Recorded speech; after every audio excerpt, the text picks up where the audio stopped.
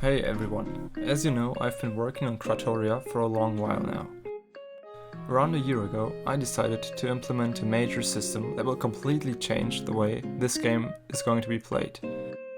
For me, the strategy games that I had played before always lacked the element of long-term progression and customization, so I decided to find a way to implement those RPG elements into my RTS game.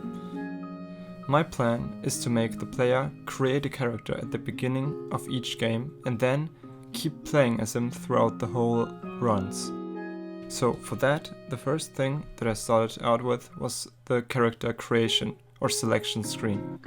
I always like it when games actually have a scene where the 3D model of the character is being displayed. Let me show you how far I came with that in the last couple of months.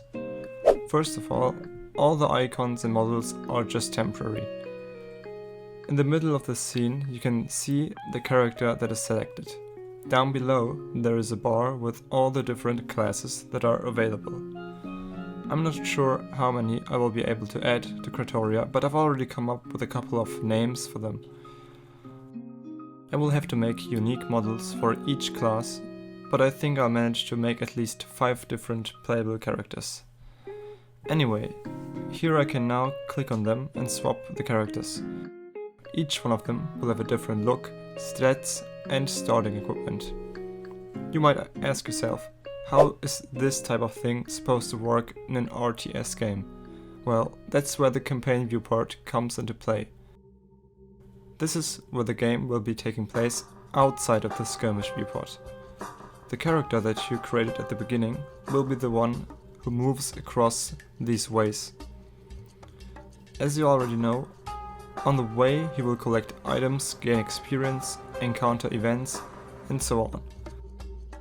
But what exactly is the point of him getting better? Well, what's his actual use in the game besides this viewport? Don't worry, I've thought that through, because your character will also be coming along in the skirmishes. He will basically be a hero type character who you start out with in every match. Here's a little showcase of how I implemented that. Right now he uses the mesh of one of the units, but this guy here is actually your hero character right now. He has his own logic and behaves differently from the other units. Here you can see that the name of his class and the according stats are being displayed.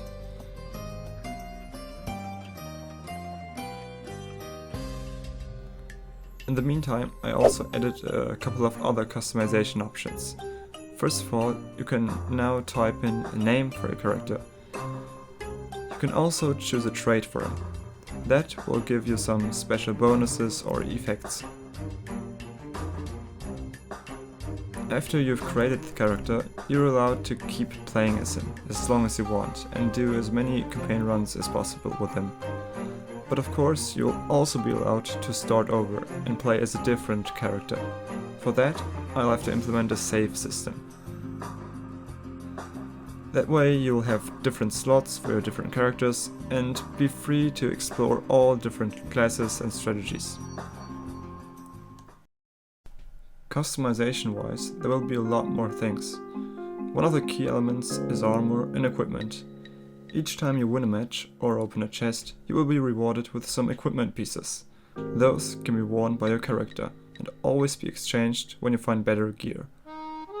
Those are things like helmets, shields, swords, or just general armor pieces. Those will be visually displayed on your character model, so that will look pretty cool. I've not come far enough with that to show it already, but you'll get to see how that looks like in the future. Your character will also level up throughout the place. I have already developed an XP system. Here, for example, your hero gains XP points each time he kills an enemy unit. Once your character levels up, you will be allowed to upgrade one of your core stats.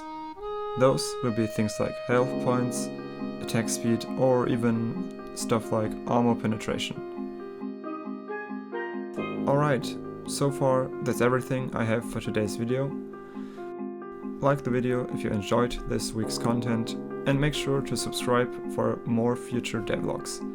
Thanks for watching.